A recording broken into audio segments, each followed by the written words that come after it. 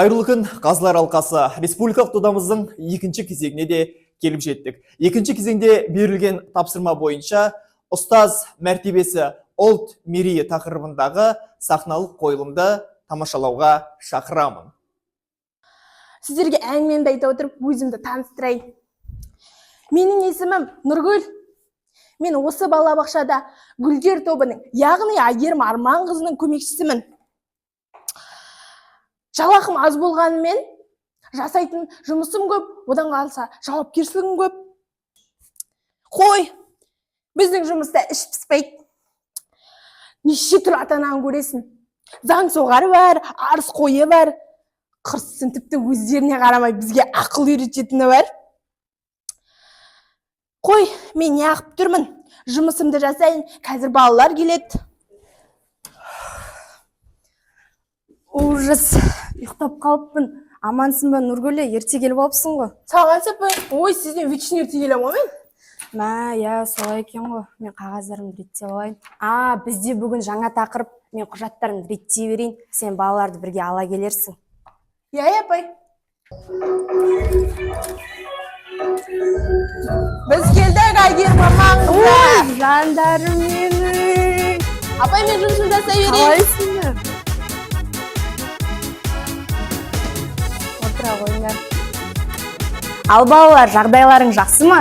Жақсы. Жарайсыңдар. Ал кім демалыста не істеді, қайда бардыңдар? Бізге көп қонақтар келді. Мен сол қонақтардың балаларымен ойнадым. Жарайсың. Мама мен папа базарға кетті. Мен ағамен жалғыз қалдым. Жарайсың. Ал балалар, сіздер өскенде кім болғыларыңыз келеді? Кім болуды қалайсыздар? Апай, мен өскенде милиция боламын. Не үшін? Өткені папам мамамды ұрады. Сол үшін папамды қамап тастау үшін. Қой, олай айтуға болмайды. Балалар, өскенде кім болсаңдар да, еліміздің өркендеуі үшін еңбек етулерің керек. Еңбек бәрін жеңбек. Ал менің тәттілерім, сендер кішкене ойыншықтармен ойнай тұрыңдар, мен жұмысымды жасайын.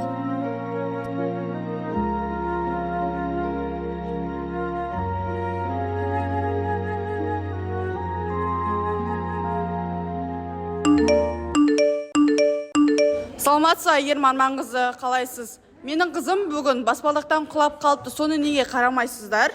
Аяғы көгеріп келіпті. Сәлеметсіз бе, Әйгерім апай? Менің қызым бүгін грипп болып ауырып келді. Терезе іште ашық тұрма екен. Соны сұрайын деп едім. Әйгерім Арманқызы, саламатсыз? Неге мен балам постоянно артта тұрады? Не биге қатыспайды, не әңгеде қатыспайды. Постоянно видеода артта тұрады. Неге алға шығарып қатыстырмайсыңдар бәрін? Қане балалар, ойынымызды ойнап болсақ, балабақшамен қоштасатын кездегі әнімізге дайындаламыз. Күлгенімде тәттім, жүргенімде тәттім. Мен де қалды барлықаны армандапты. Ит туғанда аспан, жаңа жолды жақты. Бәрінен де мен тәттім. Ал балалар, жарайсыңдар, енді бәріміз түскі асқа барамыз.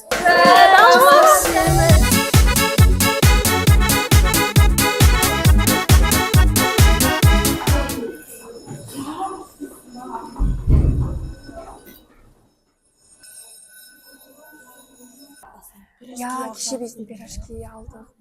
Так, оқушылар, саламатсыңдар ма?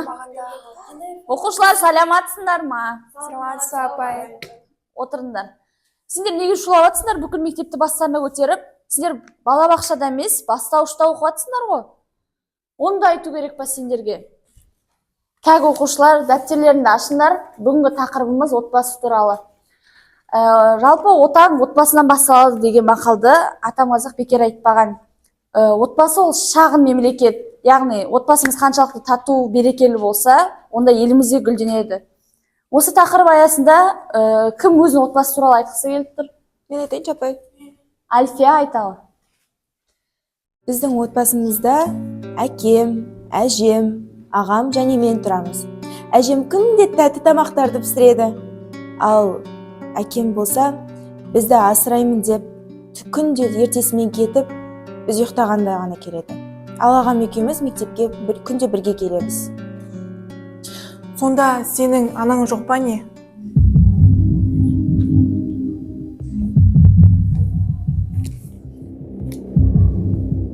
Әкең, анаң енді аспанға ұшып кетті. Ол аспаннан қарап тұрады деген. Сол үшін мен сабақты жақсы оқуым керек. Ал менің анам бар. Оның өзінің жеке сұлулық салоны бар. Ол көп ақша табады. Жарайды балалар, өз отбасымыз туралы айтып болсақ, ендеше сіздің жұмыс ретінде осы тақырып аясында шағын шығарма жазып беріңдер. Ал іске сәт. Сен неге телефон шығармай отырсың? Менде жай телефон. Сол баяғы құрт ойыны бар ма? Иә, уақытымды есесіне тиімді пайдаланам. Қыздар, кімде iPhone мен Samsung телефоны бар, қол көтерейікші. Менде бар. Онда қазір қоңырауда бірге жүреміз.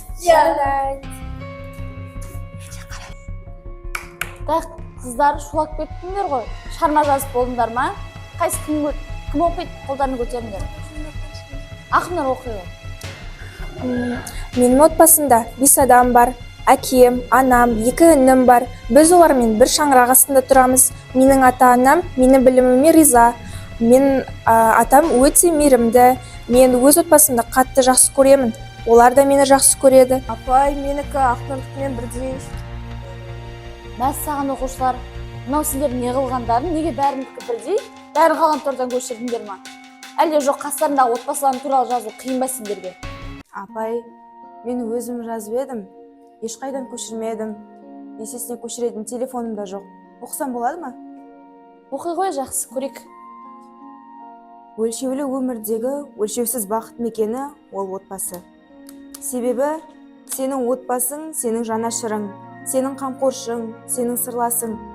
Отбасының тірегі әке болса, жүрегі ана. Әкең болмаса, шаңырағың аласа болады. Анаң болмаса, үй іші күңірт тартып, көңілсіздік бойды билейді. Жарайды, Альфия. Сен шығарман өте әсерлі екен. Шығарма маған ұнады. Оқушылар, ендеше бәріміз экранға назар аударып, Альфияның өтінішін бәріміз бірге орындайық. Батаңды қабыл алып сағынаға шықтым ана. Сапарда жүрген кезде мен алаңдап күттің ана. Әрдайым уақыт бөліп шабыт беріп көңіліме қарадың. Я мама, әр сөзің алтыннан бағалы бар. Мәні біз үшін жаныңды арнадың, бәрі де сенің арқаңнан. Жарайсыңдар, мен оқушыларым қандай өнерлі. Ендеше үйге тапсырмаға отбасы туралы мақал-мәтелдер мен нақыл сөздер жаттап келу берем. Кім көп жаттап келеді, соған сыйлығым бар.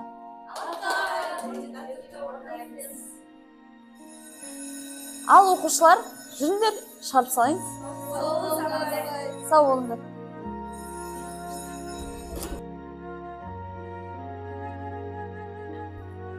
Білесіз бе, маған ақшадан бұрын тыныштық керек, тыныштық. Жаным қалап, бұл мамандықты сүйіп оқығаным не керек? Мына қоғамның ой санасы мені әбден шашартып жіберді. Бәрінің әлі келетіні тәрбиеші, яғни мына мен тілі шықпаған баламен жұмыс жасауды оңай көреді. Бір үйдің болмаса, әр құрсақтан шыққандар, сөзге келіп жатқанда, әртүрлі тәрбие көрген балалар қалай ойыншыққа таласпайды, қалай төбелеспейді, айтшы маған. Маған ше, маған не керектігін білесіз. Маған төзімділік керек. Бір 40 минутта телефонға есі кеткен баланың, ата-анадан гөрі теледидардан көп тәрбие алатын баланың ойын сабаққа бөлу өте оңай емес. Жалақының бір бөлігі көрінбейді, көрнектілікке кетіп жатыр. Жұмыс уақыты аз болғандай, жұмыста кейінгі уақытта онлайн курстарға қатыстырады. Сонда мен өзіме, жолдасыма, балаларыма көңіл бөлетін уақыт болмай ма? Бұл сәт біздің мамандығымызға деген махаббатымызды төмендете алмайды. Бұл тек мерейлі мамандықтың машақаты. Мен бүгінгі қойылым арқылы бала жанының бағбанына айналған ұстаздар қауымының елеусіз қалатын елеулі еңбектерін паш еткім келді. Егеменді еліміздің ертеңін ертегіде етер мамандардың көш басшысына айналған ол әрине ұстаздар қауымы. Ендеше ұстаздар қауымы қашанда сый құрметке, марапатқа лайық. Ақырын жүріп анықпас, еңбегін кетпес далаға, ұстаздық еткен жалықпас, үйретуден балаға.